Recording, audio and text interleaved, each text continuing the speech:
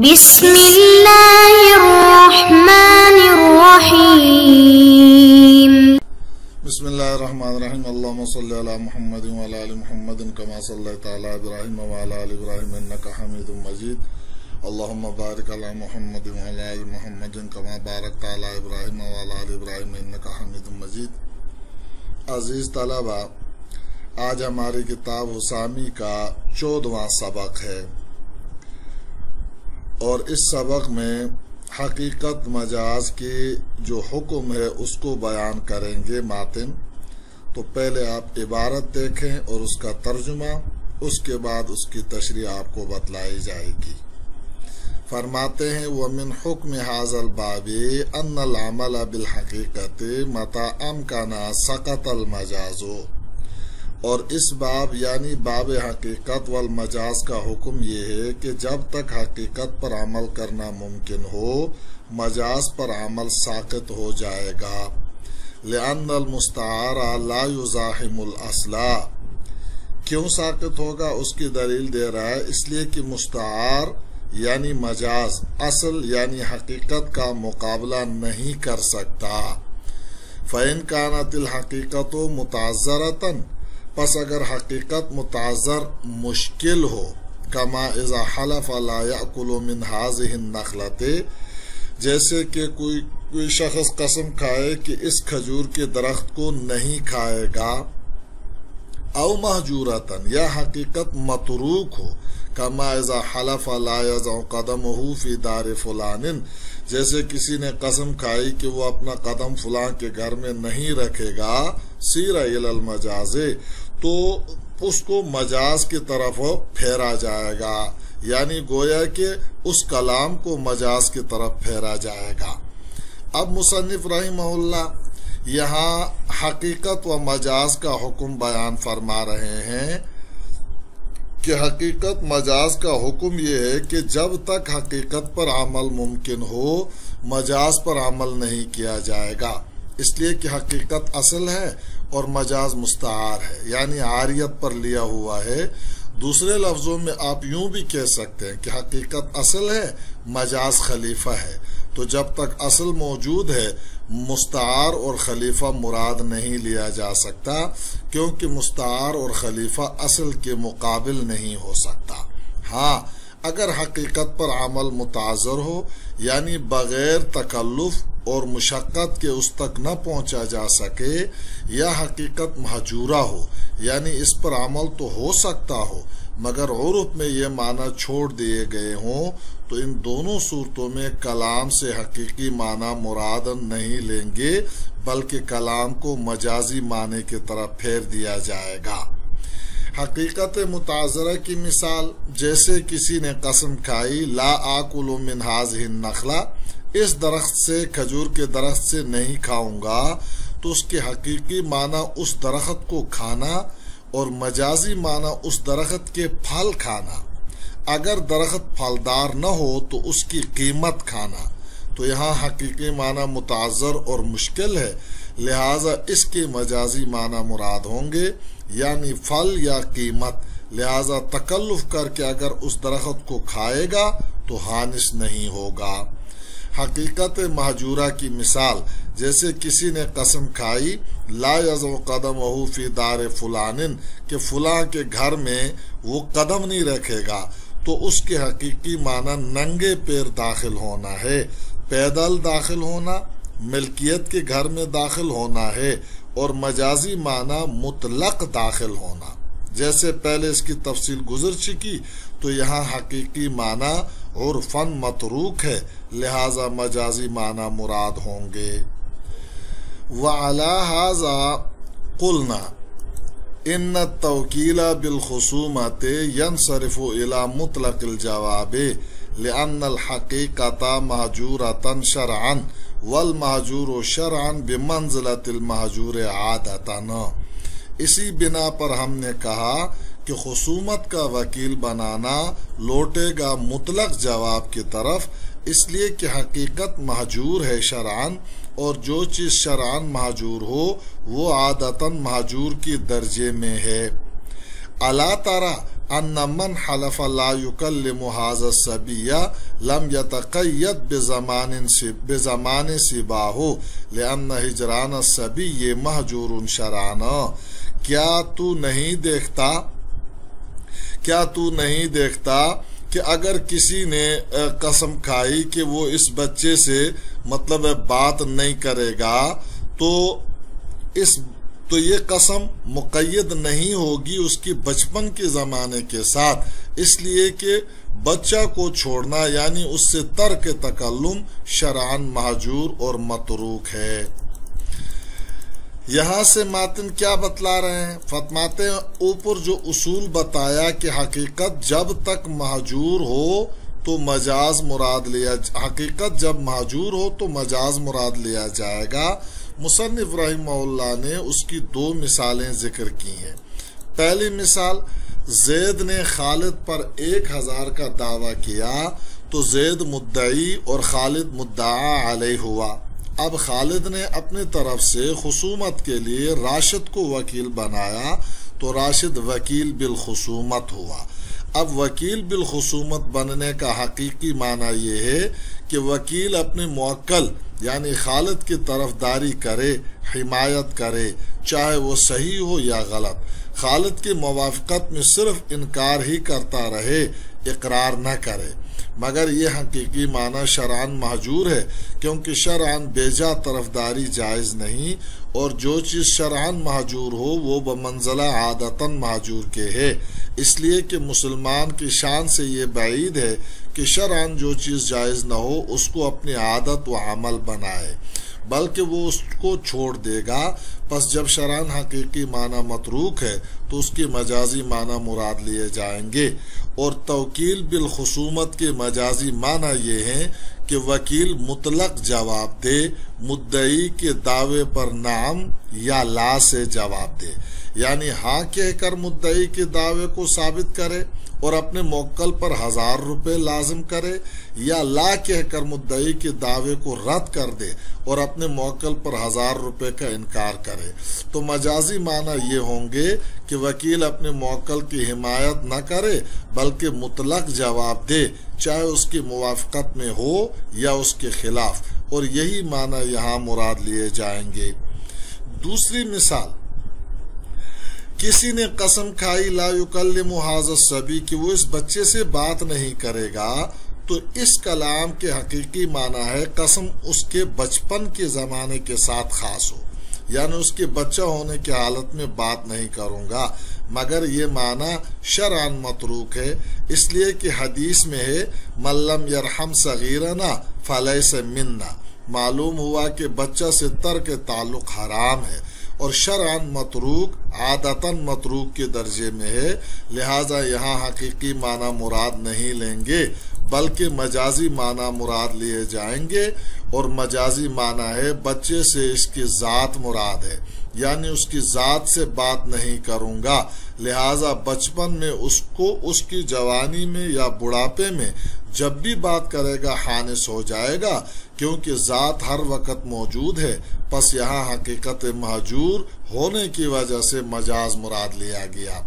मगर ये इस सूरत में है कि जब उसने हाज़ा सबी कहा हो, अगर सबियन कहा तो फिर कसम उसके बचपन के साथ मुक़य्यद होगी, और इसकी ज़्यादा तफसीलात इसकी बड़ी लंबी किताबों में तोज़ी वगैरह में आगे आएगी इंशाअल्लाह। फ़इन काना लफ्ज़ु लहू हकीकतुन मुस्तअमलतुन व मजाजुन मुतआरफुन, पस अगर लफ्ज़ के लिए हकीकत मुस्तअमला और मजाज मुतआरफ हो, कमा इज़ा हलफ़ा ला याकुलु मिन हाज़िहिल हिंतते औ ला यशरबु मिन हाज़िहिल फुराते, जैसे कि जब कसम खाए कि वो नहीं खाएगा इस घी से या नहीं पिएगा इस फुरात से, फ़इंद अबी हनीफ़ा रहिमहुल्लाह अल अमलु बिल हकीकत औला व इंदहुमा अल अमलु बिउमूमिल मजाज औला। तो इमाम अबू हनीफ़ा रहिमहुल्लाह के नज़दीक हकीकत पर अमल करना औला है, साहबैन के नज़दीक उमूम मजाज पर अमल करना औला है। मुसन्निफ रहिमहुल्लाह यहाँ से एक इख्तिलाफी मसला बयान कर रहे हैं कि एक लफ्ज़ ऐसा है کہ اس کی حقیقی معنی بھی مستعمل ہے اور اس کے لیے مجاز متعارف بھی ہے، تو اس وقت لفظ سے کون سے معنی مراد لیے جائیں گے؟ تو امام اعظم ابو حنیفہ رحمہ اللہ کے نزدیک حقیقی معنی مراد لینا زیادہ بہتر اور اولا ہے، اور صحابین کہتے ہیں کہ مجاز متعارف زیادہ بہتر ہے۔ مصنف نے اس کی 2 مثالیں بیان کی ہیں۔ پہلی مثال، کسی نے قسم کھائی کہ اس گھیو سے نہیں کھائے گا، تو اس کی حقیقی معنی خود گھیو کو کھانا، اور یہ معنی مستعمل ہے۔ لوگ گھیو کو بھون کر اور ابال کر کھاتے ہیں، اور مجازی معنی گھیو سے بنی چیز روٹی وغیرہ کھانا ہے، اور یہ معنی بھی متعارف ہے، جیسے محاورہ ہے کہ فلاں علاقے کے لوگ گھیو زیادہ کھاتے ہیں، مطلب روٹی کھاتے ہیں۔ تو امام صاحب کے نزدیک حقیقی معنی مراد ہوں گے، کیونکہ حقیقت مستعمل ہے، لہٰذا گھیو بھون کر یا ابال کر کھائے گا تو حانث ہو جائے گا، روٹی کھانے سے حانث نہیں ہوگا۔ اور صحابین کے نزدیک مجاز متعارف مراد ہوگا، لہٰذا گھیو کھانے سے بھی اور روٹی کھانے سے بھی حانث ہو جائے گا، کیونکہ مجازی معنی ایسے عام ہے کہ حقیقت بھی اس میں داخل ہے۔ البتہ ستو کھانے سے حانث نہ ہوگا، کیونکہ ستو عرف میں دوسری جنس ہے۔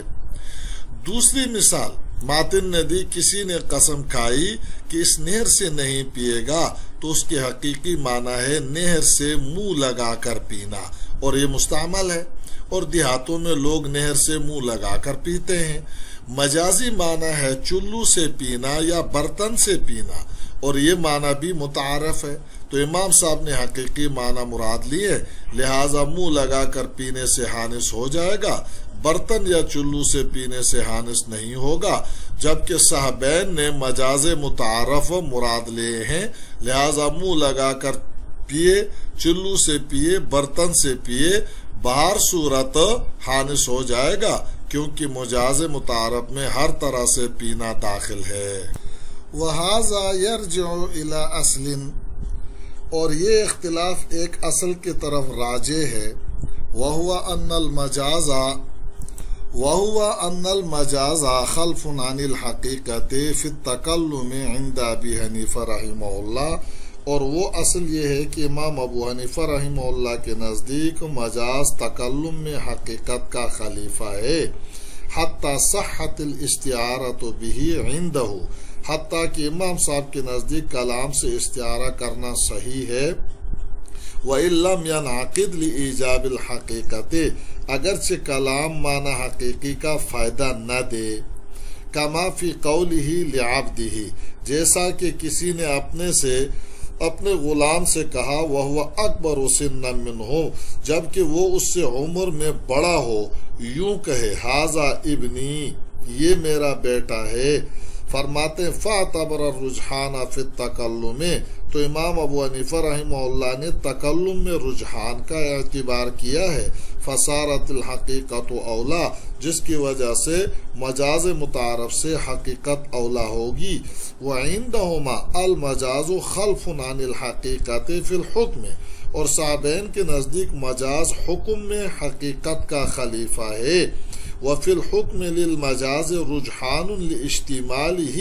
علی حکم الحقیقت، اور حکم کا خلیفہ ماننے میں مجاز کے لیے وجہ ترجیح ہے، اس لیے کہ مجاز متعارف حقیقت کے حکم پر مشتمل ہوتا ہے، فصارت الحقیقت اولا، لہذا مجاز اولا، فصارت الحقیقت اولا، فصارت المجاز اولا، لہذا مطلب ہے حقیقت کے حکم سے مجاز اولا ہوگا صحابین کے نزدیک۔ اب مصنف رحمہ اللہ یہاں سے کہتے ہیں کہ اوپر جو امام صاحب اور صحابین کے درمیان حقیقت مجاز میں اختلاف گزرا، وہ دراصل ایک دوسرے مختلف فی اصل پر مبنی ہے۔ وہ دوسری اختلافی اصل یہ ہے کہ امام صاحب اور صحابین کے درمیان اس سلسلے میں اختلاف ہے کہ مجاز حقیقت کا خلیفہ کس جہت سے ہے۔ حقیقت اصل ہے، مجاز خلیفہ ہے، اس میں تو سب کا اتفاق ہے، البتہ جہت میں اختلاف ہے۔ इमाम साहब रहमहुल्लाह फरमाते हैं कि मजाज हकीकत का खलीफा तकल्लुम में है, यानी हकीकत का तकल्लुम असल है, मजाज का तकल्लुम खलीफा है। लिहाजा इमाम साहब के नज़दीक अगर हकीकत का तकल्लुम सही हो, यानी हकीकत अरबी कायदे के लिहाज से और तरकीब नहवी के एतबार से सही हो, तो इसके तकल्लुम का सही होना मजाज की तरफ रुजू करने के लिए काफ़ी है, चाहे खारिज में उसका वजूद न हो, इसका माना और हुक्म ना पाया जाता हो, हकीकत पर अमल मुमकिन ना हो, तो इमाम साहब के नज़दीक इस कलाम को लग़व होने से बचाने के लिए उसको मजाज की तरफ फेर दिया जाएगा। गरज इमाम साहब के नज़दीक हकीकत का लफ्जी एतबार से सही होना काफ़ी है, क्योंकि हकीकत मजाज असल में लफ्ज़ ही क्या औसाफ है, लिहाजा लफ्ज़ और तकल्लुम का एतबार होगा। फिर तकल्लुम में सही होने के साथ अगर उसका माना भी सही है तो यही मुराद होगा, और अगर माना मुमकिनुल वजूद नहीं है तो फिर मजाज मुराद लिया जाएगा, ताकि कलाम कलाम का लग़व होना लाजिम ना आए। जबकि साहबैन कहते हैं कि मजाज हकीकत का खलीफा हुक्म और माने में है, क्योंकि कलाम में असल माना और हुक्म ही होता है, लफ्ज़ तो सिर्फ वसीला होता है। लिहाजा जब हुक्म में खलीफा है तो हकीकत का माने के लिहाज से सही और मुमकिनुल वजूद होना ज़रूरी है। लिहाजा अगर हकीकी माना मुमकिनुल वजूद हो और किसी आरज़ की वजह से वो माना मुराद न ले जा सके तो कलाम को मजाज की तरफ फेरा जाएगा, और अगर हकीकत का माना मुमकिन ही न हो तो कलाम लग़व हो जाएगा, उसको मजाज की तरफ नहीं फेरा जाएगा। अब मिसाल आप समझें, एक 20 साला मौला ने अपने 60 साला गुलाम से कहा, हाजा इब्नी, ये मेरा बेटा है, तो इमाम साहब के नज़दीक ये कलाम अरबियत और तरकीब नहवी के लिहाज से सही है, मुब्तदा और खबर है, अगरचे इसका माना मुमकिनुल वजूद नहीं है, क्योंकि बाप छोटा और बेटा उम्र में बड़ा नहीं हो सकता। मगर तकल्लुम में कलाम सही है तो कलाम को लग़व नहीं करेंगे, बल्कि उसको मजाज की तरफ फेर देंगे, और उसका मजाजी माना हुर्रियत है, आज़ाद होना है। ये मजाज इसलिए है कि बुनुवत को हुर्रियत लाजिम है, यानी बेटा हमेशा आज़ाद होता है। पस हाजा इब्नी जब उससे बेटा होना मुराद हो मलजूम हुआ, और हाजा इब्नी जब इससे आज़ाद होना मुराद लिया जाए ये लाजिम हुआ, मलजूम बोलकर लाजिम मुराद लिया, और यही मजाज है। पस हाजा इब्नी से हाजा हुर्रुन मुराद लिया जाएगा, और वो 60 साला गुलाम आज़ाद हो जाएगा। जबकि साहबैन के नज़दीक हाजा इब्नी की माना ही सही नहीं है, ये मुमकिनुल वजूद ही नहीं, इसलिए कि बेटा उम्र में बाप से बड़ा नहीं हो सकता, लिहाजा ये कलाम लग़व हो जाएगा, उसको मजाज की तरफ नहीं फेरा जाएगा। क्योंकि मजाज हकीकत का खलीफा हुक्म में है, तो हकीकत का हुक्म और माना मुमकिन होना ज़रूरी है, और यहाँ हाजा इब्नी का माना मुमकिनुल वजूद नहीं, लिहाजा कलाम लग़व हो जाएगा।